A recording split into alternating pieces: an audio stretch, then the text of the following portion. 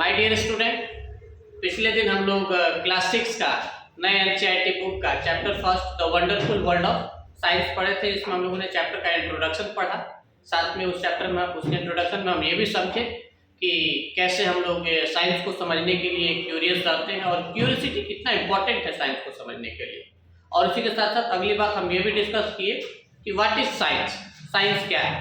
फिर आज हम लोग उसी चैप्टर के नेक्स्ट टॉपिक कवर करने वाले हैं, जिसमें हम लोग पढ़ेंगे साइंस इज एवरीवेयर। हम लोगों के आसपास जितनी भी चीज़ें दिखती हैं या जो घटनाएं घटती हैं, अगर उसको ध्यानपूर्वक हम देखेंगे, ऑब्जर्व करेंगे, तो आप उसमें साइंस का जो एक्सपेरिमेंट है, साइंस की जो हैपनिंग है, वो आपको नजर आएगी।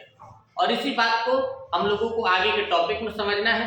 जैसे कि यहाँ बोर्ड पर भी हम कुछ बातों को लिखे हैं, आइए एक बार डिस्कस करते हैं। क्योंकि पिछले दिन भी मैंने आपसे कहा था कि science is all about discussion. यहाँ हमने लिखा हुआ है साइंस इज एवरीवेयर। इतना मतलब ये जो लाइन है इसको थोड़ा समझेंगे।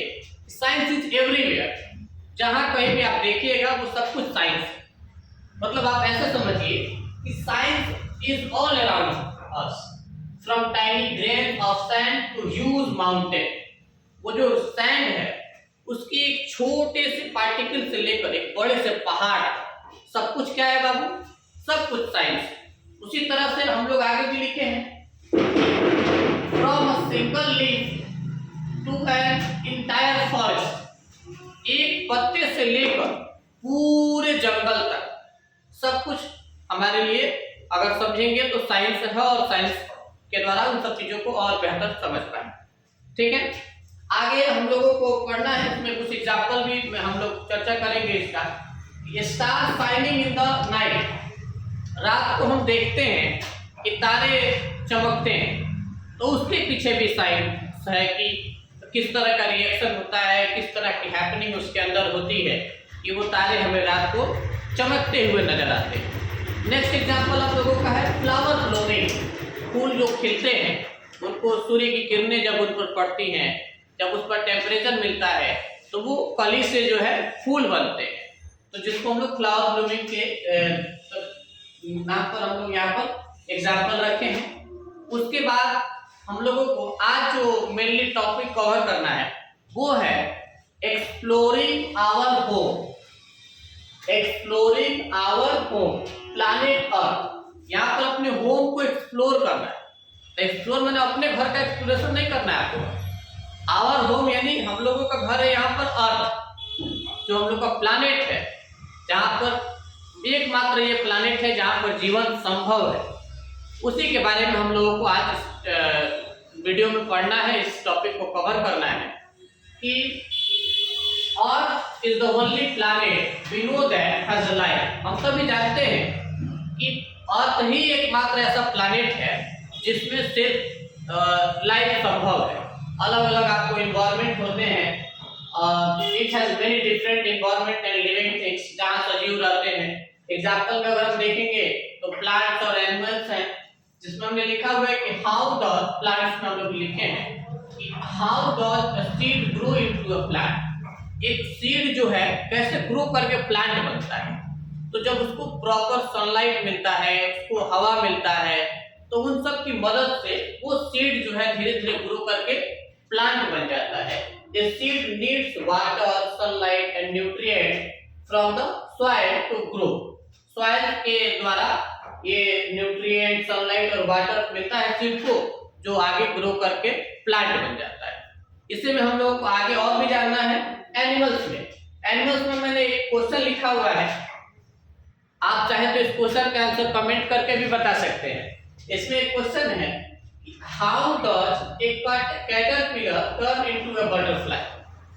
ये जो कैटरपिलर है ये जब डेवलप होके ग्रो होके बटरफ्लाई बनता है, तो उस प्रोसेस को मेटामॉर्फिस कहते हैं। आप कमेंट करके इसका आंसर बिल्कुल बता सकते हैं। मतलब कोशिश करिएगा कि हमारे आंसर बताने से पहले आप बताइएगा। और ये जो है हम लोग समझे हैं प्लैनेट में जो एनिमल और प्लांट रहते हैं उसके बारे में। और प्लांट और एनिमल जो रहते हैं उस रहने की पूरी व्यवस्था होती है। कोई भी चीज जो होता है वो व्यवस्था से होता है। आपका विद्यालय चल रहा है, वो भी एक व्यवस्था है। मैं आपको इस वीडियो के माध्यम से पढ़ा पा रहा हूँ, ये भी एक व्यवस्था बनाई गई जिसकी वजह से आप मुझे सुन पा रहे होंगे या आप सुन रहे होंगे तो उसमें समझने का प्रयास भी कर रहे होंगे, पढ़ाई कर रहे होंगे, तो ये सब कुछ एक व्यवस्था से चलता है।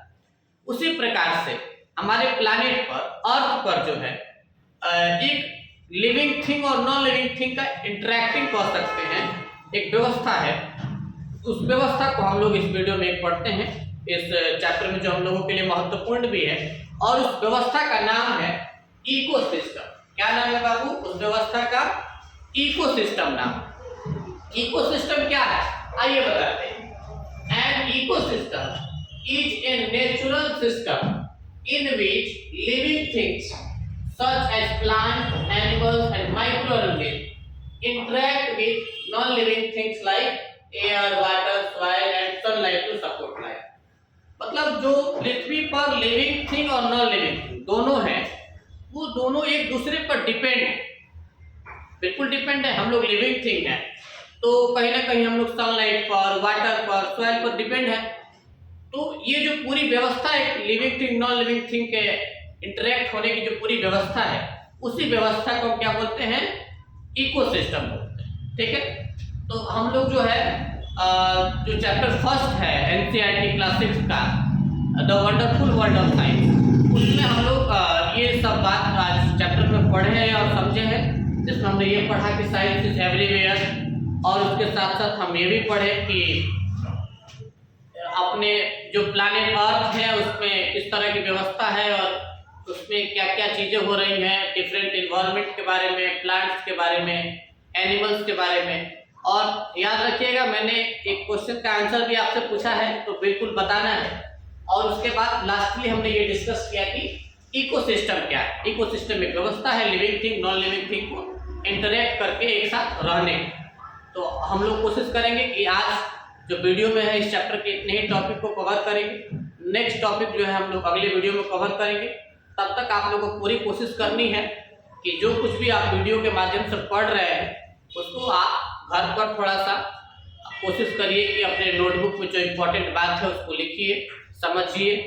और जहाँ कहीं भी, मैं आपको ये भी बता रहा हूँ, जहाँ कहीं भी किसी टॉपिक में आपको लगे कि सर ये नहीं समझ में आया या किसी वर्ड का आप मीनिंग नहीं समझ पा रहे हो, या वीडियो देखते वक्त मैंने ऐसा कोई टर्म यूज किया हो जिसका मीनिंग आपको नहीं पता, तो आप बिल्कुल कमेंट में मुझसे पूछ सकते हैं। मैं उसका एक्सप्लेनेशन, उसका डेफिनेशन और उसका अर्थ सब कुछ आपको हेल्प करके बता दूंगा, ताकि आप बिल्कुल क्लियर और अच्छे से समझें। हम लोग इस चैप्टर के अगली टॉपिक जो है नेक्स्ट वीडियो में समझेंगे। आज के लिए बस इतना ही। जय हिंद।